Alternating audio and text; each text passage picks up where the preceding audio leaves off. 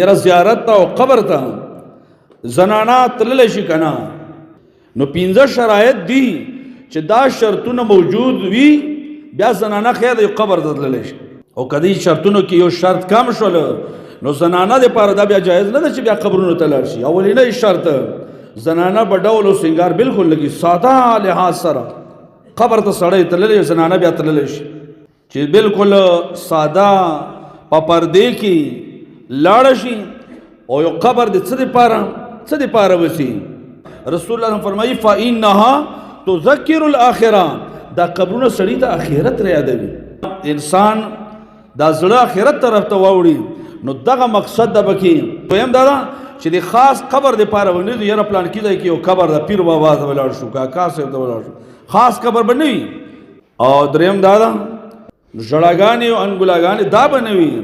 او څلورم دا چې د خاوند به اجازت وي. که د خاوند اجازت نه وي زنانه قبرونو ته نشي تللی. او پنځم شرط دا ده چې ډېر زیاتې به نه دي. دا نه چې نن هم قبر ته لاړه او سبا هم قبر ته لاړ دي. زوارات القبور ورته ویل شي.